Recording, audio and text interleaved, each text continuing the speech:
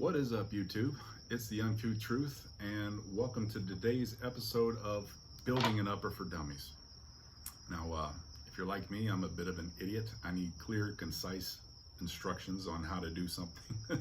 Otherwise, I never underestimate my ability to screw something up royally. So, if you're watching this video, I'm going to give you step-by-step instructions on how to build a rock-solid upper. Now, it's going to be a dreadfully long video, so I'm going to go ahead and throw some timestamps in the comment section if you don't want to watch the whole thing and there's just something specific that you want to see, like how to put in the gas block or whatever, or align it. I'm going to go ahead and throw those in the comments. That way you can skip forward to it. That said, as I go, I'm going to be explaining step by step what it is that you're doing and why it is that you're doing, so you understand the process. That way, if you do more builds, you're going to know why it is what you're doing, and you'll get better at it. Also, as far as tools, I'm not going to go through all these at once. As I go step by step, I'm going to explain what tools I'm using, as well as alternative tools that may accomplish the same job, in case you're not using the same exact tools as me. So, first thing that we're going to do is we are going to install the barrel. I have here a completed upper. I'm not going to bother going through how to put the dust cover on or the forward assist, being as how so many are sold with them already completed like that. That said, you do need to have this done before you begin this process, because if you don't, trying to install the dust cover on here after the fact is going to be a giant pain in the ass. And I am going to be moving the camera around a little bit.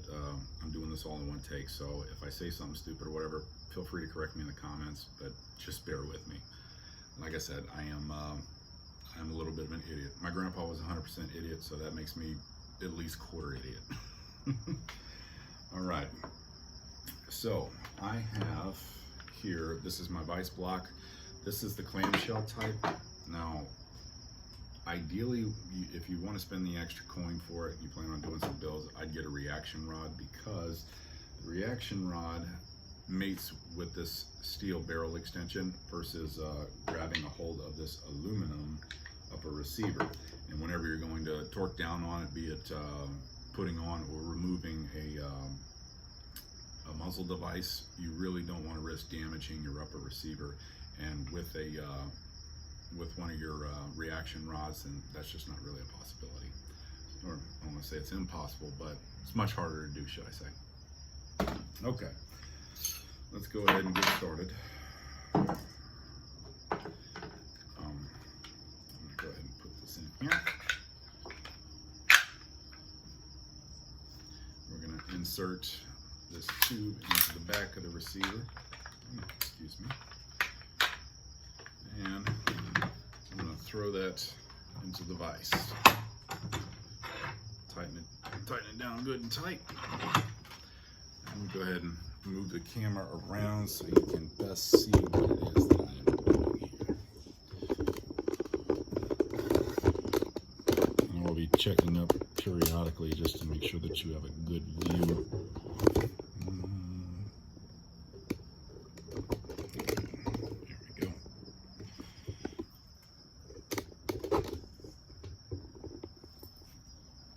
Okay, now, couple of things. If you're building a precision rifle, you may want to consider lapping the, bedding the barrel into the upper receiver.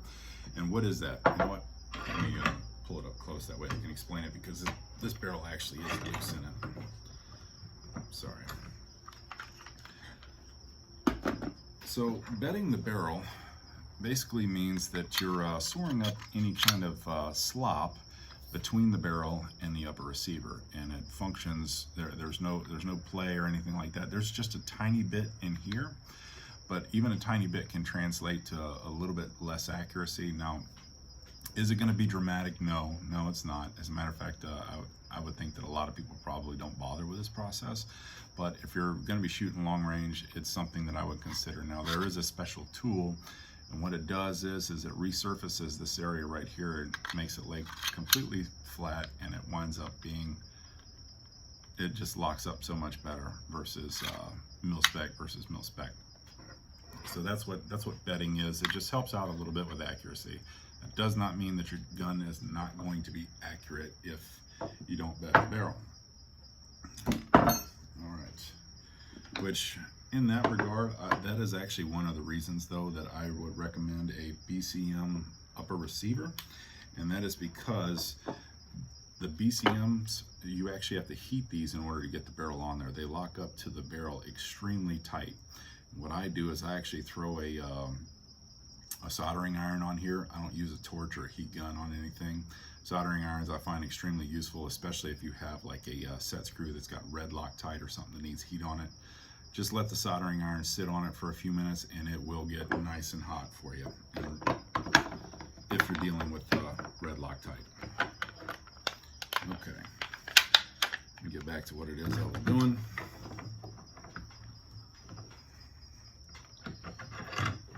All right, now here we have our barrel. What we're going to do is we're going to put some Geissele 64 right here on the barrel extension. Just on the outside, we're going to get a pretty generous coat of it. Really doesn't, there's no specific amount, but I like to be generous. Any leftovers isn't going to hurt it. And I also like to throw just a little bit on the inside of the mouth of the receiver opening where you put the barrel. Actually, that is a bad angle. I'm going to go ahead and insert the barrel real quick. Let me move the camera again so you can see what I'm doing. All right, let's see if you got a shot. Good look. Okay. Now, right here at the top of this barrel, you notice this right here. That's called an index pin, and it's going to slide right in here into this notch in the top. There we go. Okay. Next, we are going to be putting on our barrel nut. This right here is a Geissele. This is the Mk16 Blim, which is the any Geissele rail. I love Geissele rails. I think they're awesome. You hear rumors and people poking fun at them, calling them the bendy boys, because they are lightweight. They're not as durable as your quad rails, but they're most definitely solid rails, and I absolutely love them. Okay, let me go ahead and unscrew these. There we go. All right, this right here is our barrel nut. I'm going to go ahead and put a little bit of that Geissele 64 on the inside, just like so. All right, I'm going to go ahead and run it on just like so.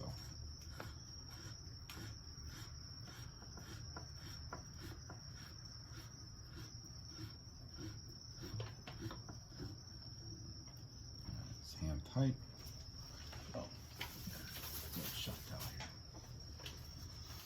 Okay, now this next part, you are going to need a torque wrench.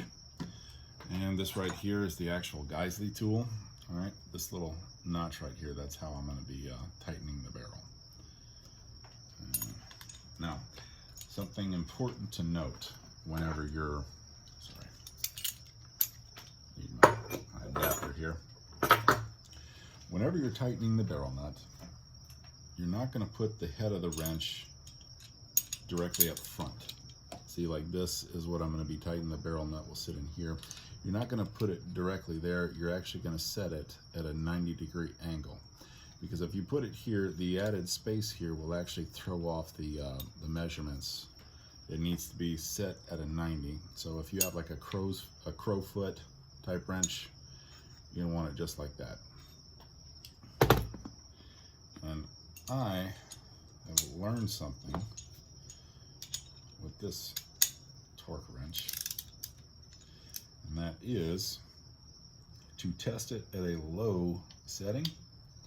And the reason that I do that is because somehow or another I screwed it up, and I wound up it wasn't working correctly, and I wound up over tightening a barrel nut because I'm an idiot.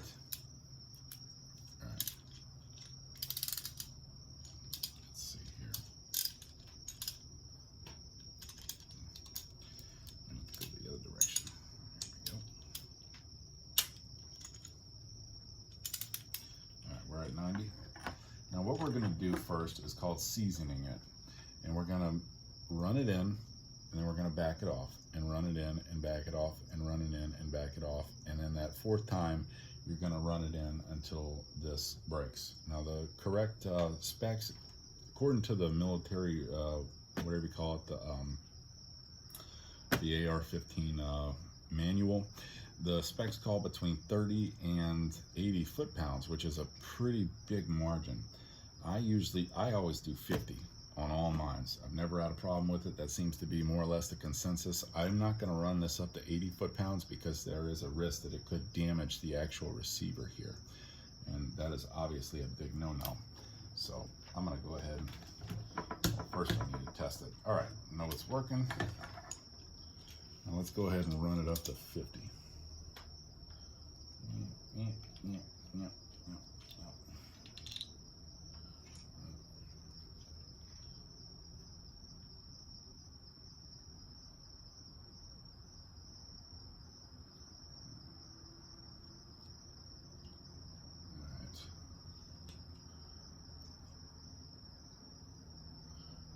Here we go.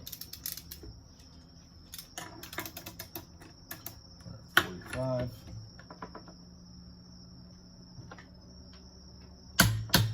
All right, that's 50 foot-pounds right there.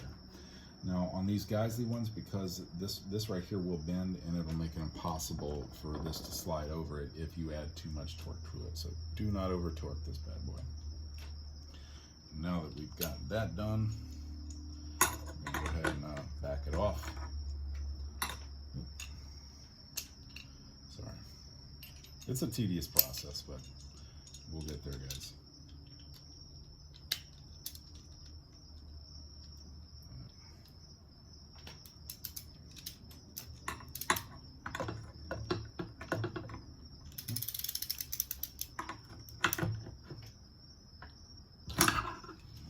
That's one.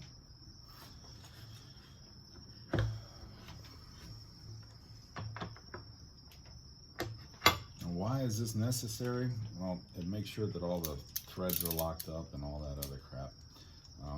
And it says to, according to the manual specifications. All right, here we go.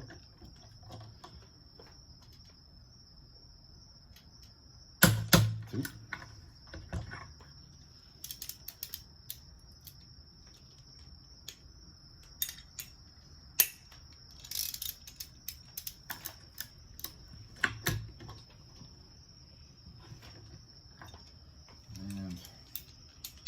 Going to be just our last run seasoning it. Okay. Oh, wait, buddy.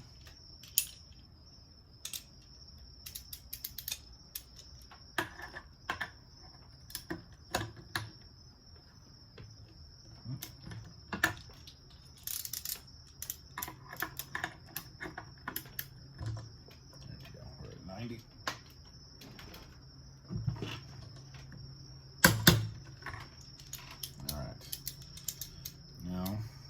Back it off.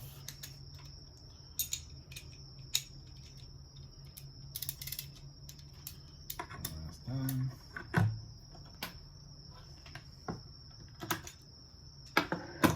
Good Lord, you stupid ice. You have one job, and that's to hold this shit still. Jesus. Alright. Now we're going to do our final run and torque this bad boy.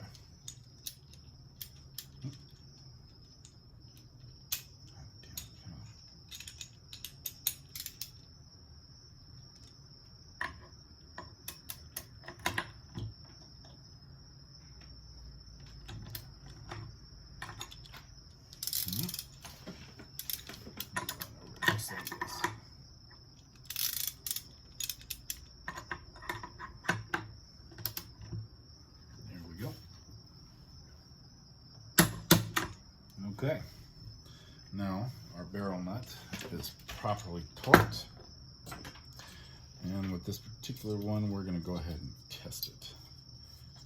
sure that it slides on there. Yep, awesome. Okay.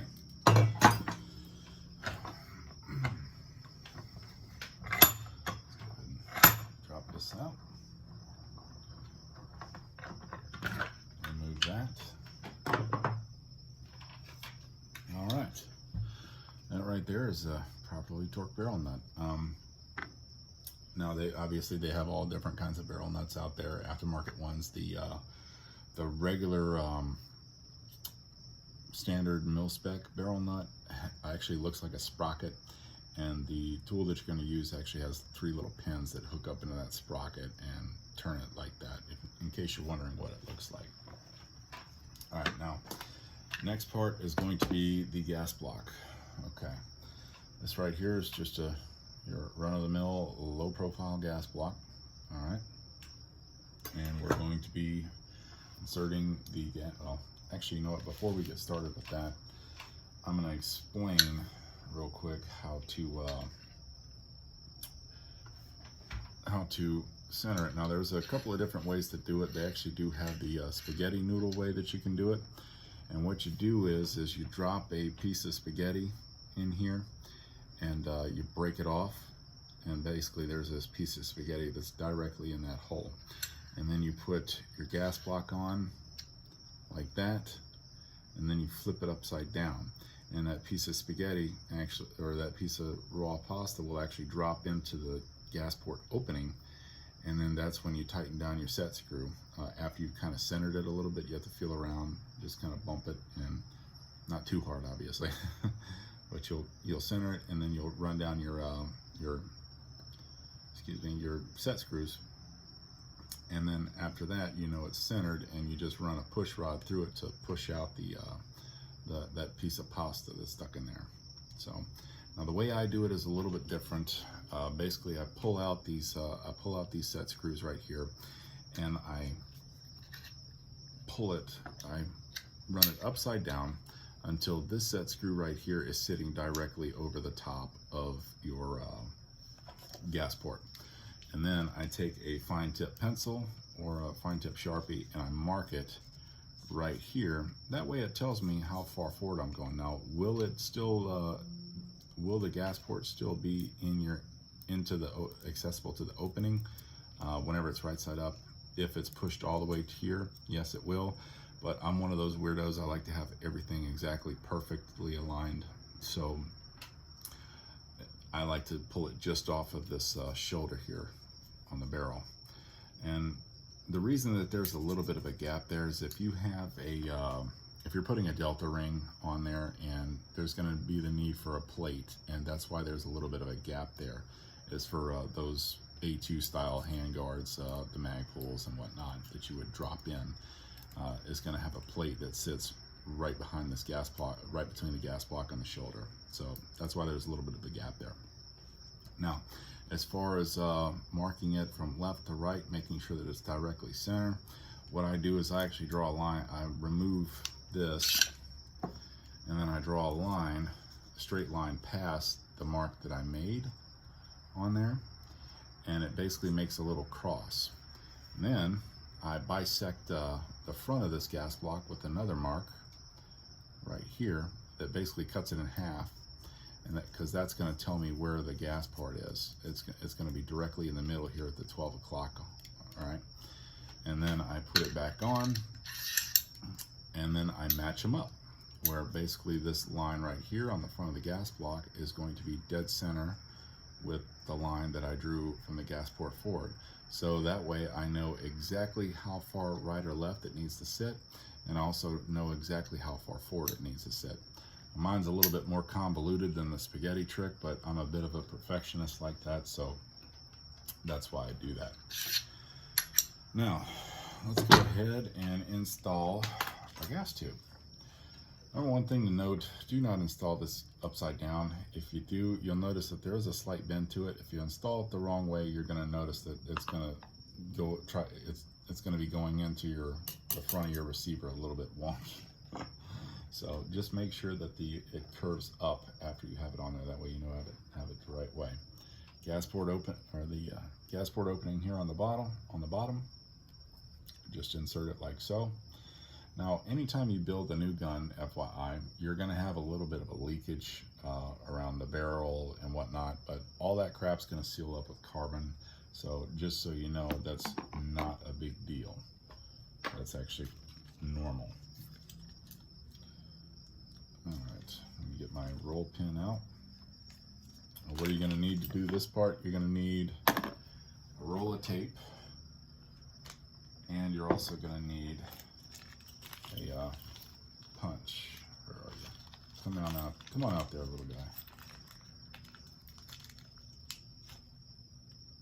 Where'd you go? There you are. Sorry, bear with me. All right, here's my roll pin, and I'm going to take my roll pin punch, and it's going to hold it in place for me just like that. Nifty little invention. Let me move this crap out of the way. Okay. All right. Now that I have this inserted, I'm going to set that on my roll of tape. Now, I like to hold one side with my finger. My little pinky finger, I'm going to run in there, that way it holds it still. That. Dang it. Hold still. Quit moving around. Let me kind of get it on that hole there. I think I may have grabbed just the wrong size roll pin starter, but it's all good. Okay, now I got it lined up. Alright, now it's started. Cool. We're going to go ahead and finish it. Alright, something's wrong. Let me grab my punch here. I think the gas tube had turned a little bit as I was, there we go. Yep. Alright. Let's try that again. And they also makes jigs for this. Forward Controls Design sells one as well, which are handy, but you know what? I don't really have too big of a problem getting this done. So, all right, now that that pin is started, and I just need to go ahead and finish it all the way through. Okay. Now, it's in there. I don't know if you can see it. Okay, and you'll notice that it curves upwards, so we know it is installed in the correct manner. All right. Other thing that I wanted to mention here before I get started on this, after you get your gas block aligned, dimple your barrel. Now, SLR Gunworks actually does sell a really awesome dimpling jig, which you don't have to line anything. Basically, on the top of it, you set it into your gas port, and then you go ahead and start drilling on the bottom. Those are run, I think, like 30, 40 bucks last time I checked.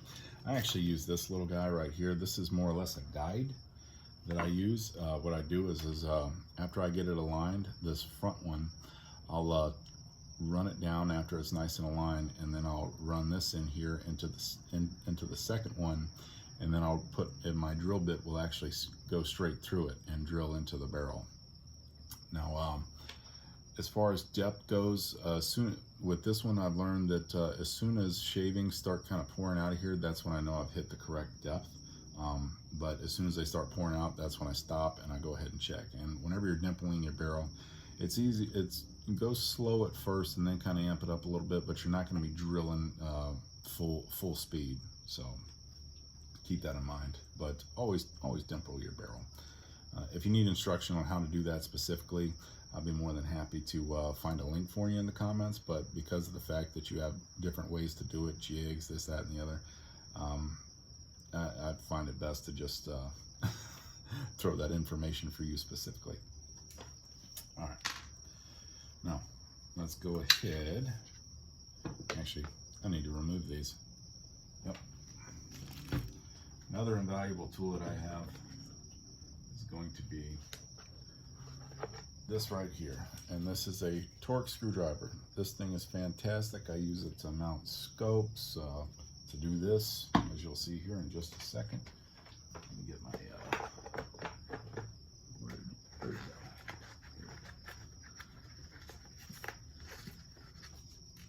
go. Okay, I got a little adapter here for it.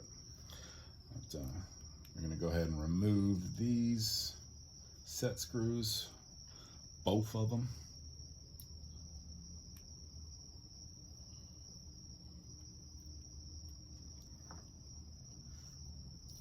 And we're going to slide this bad boy right on there.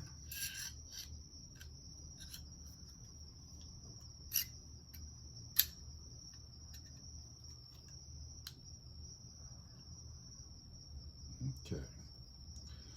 Now, I'm going to take these set screws and go ahead and get them started. Just the head of them.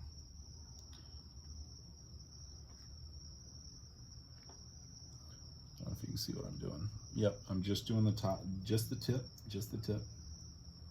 That's what I tell her before I completely insert.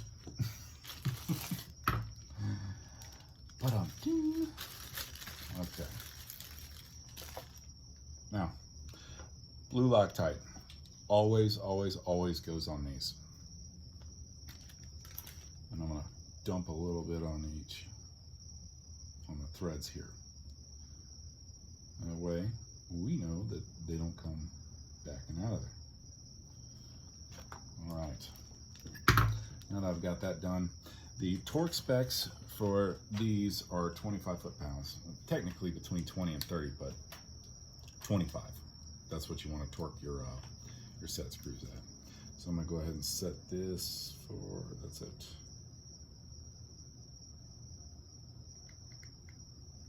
That's a 20, 1, 2, 3, 4, 5. Here we go. And we're going to go ahead and run it in. Oh, actually, you know what? Before I get started, just want to double check my work. Yep, we're perfectly aligned. We're going to go ahead and run that bad boy in.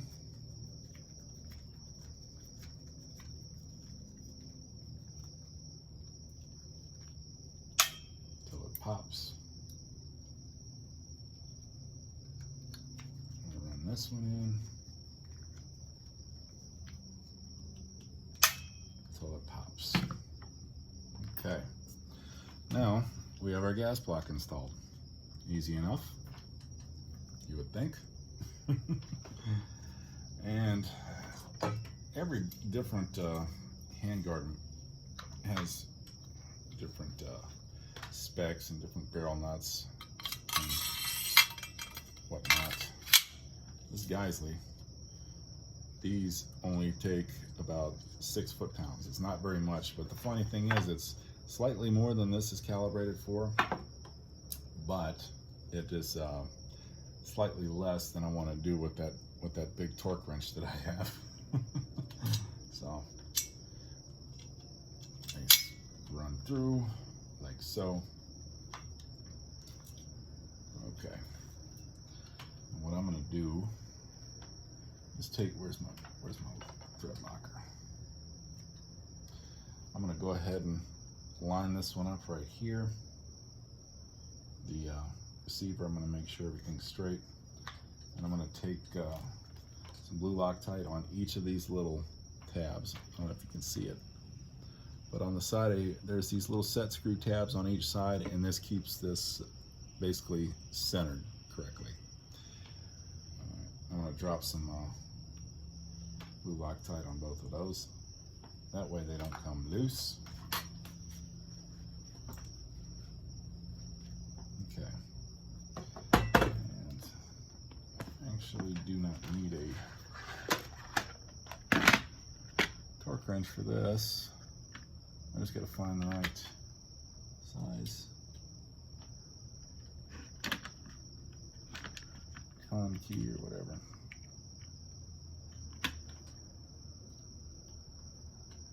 There we go. Okay.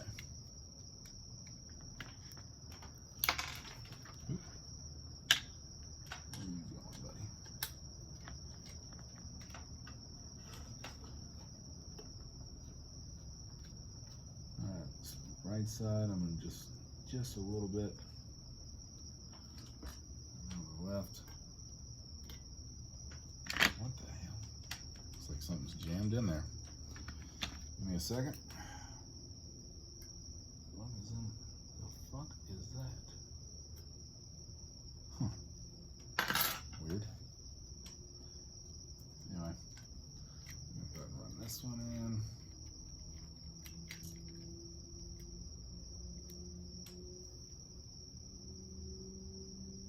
Alright, looks good and straight. Now I'm going to crank them down just a smidge more. Do not need a lot of tension on this. Alright.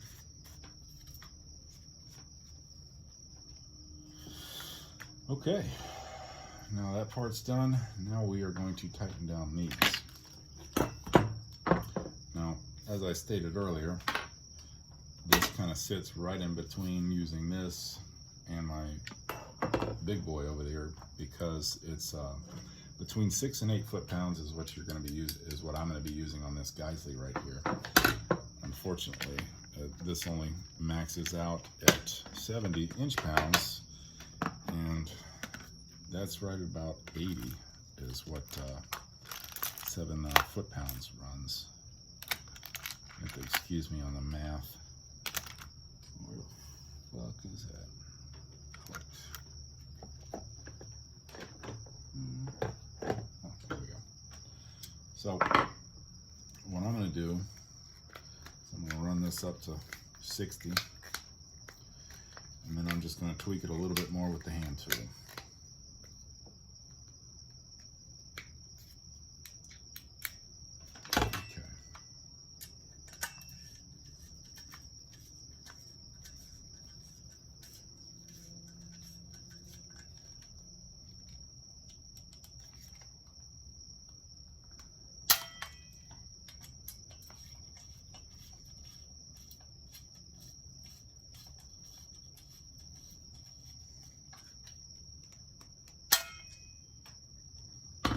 Right, I've done that.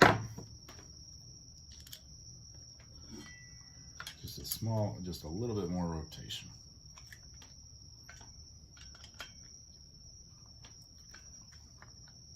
There we go.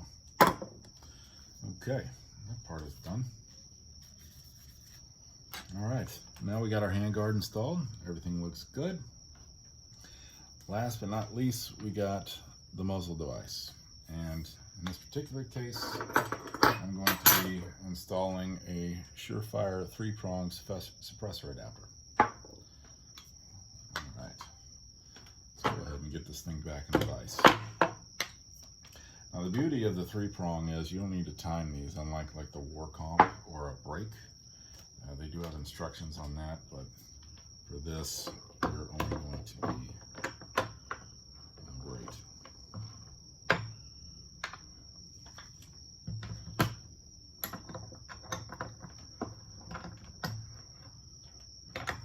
Index tabs are messing with this clamp.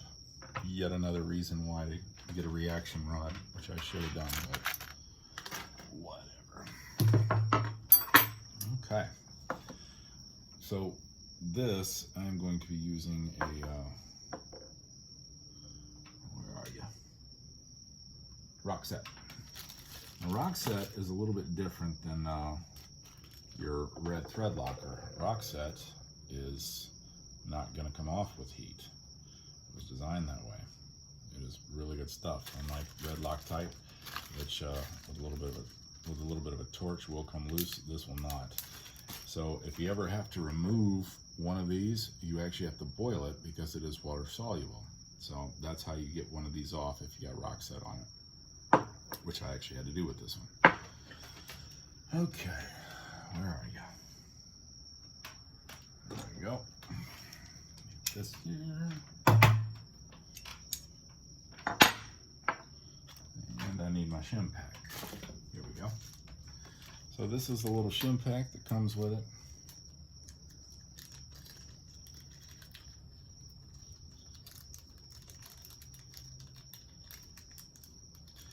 most important one is this one right here. Now you'll notice that inside edge is beveled right here. Excuse me. And it's completely flat on the other side. And the reason that is because you want to put that beveled in facing the barrel, because some barrels, the bottom right here may not be perfectly flat, and that's what this is designed to do, to make sure that it's sitting up against a flat surface. All right. Now we got that done, and I'm not going to be putting any shims on here. Like I said, this doesn't need to be timed, so shims is pointless. Okay. This does have a direction, so.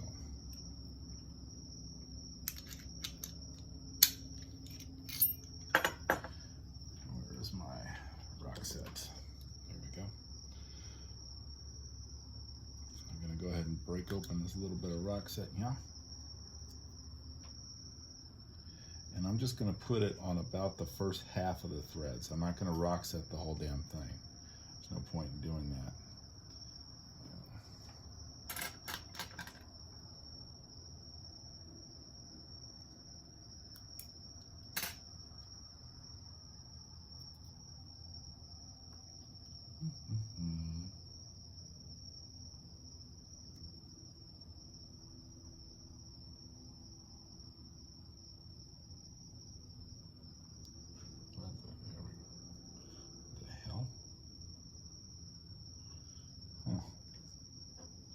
You gotta be kidding. Well, it appears that my rock set is all dried up. Ah, damn it. Oh well. Looks like I'm not gonna be doing that. I'll have to come back and address that at a later time. Anyway, put rock set on this first half of the threads, and we're gonna go ahead and run it in. And we're gonna torque this down to 25 foot-pounds. You want to make sure that this thing, you may have to push up on that. There we go.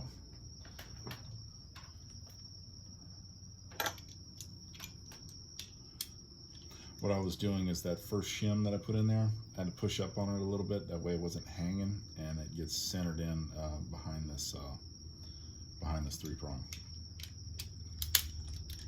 Again, we're going to go 90 degrees. And righty tighty, lefty loose. Okay. And make sure that I'm at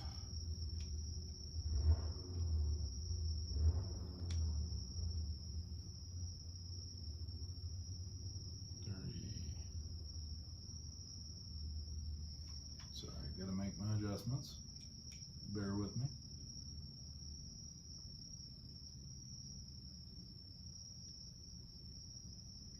All right, 25 foot-pounds. Here we go.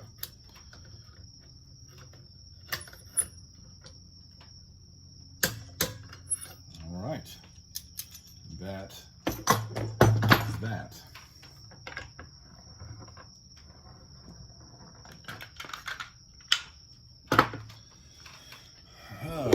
Okay.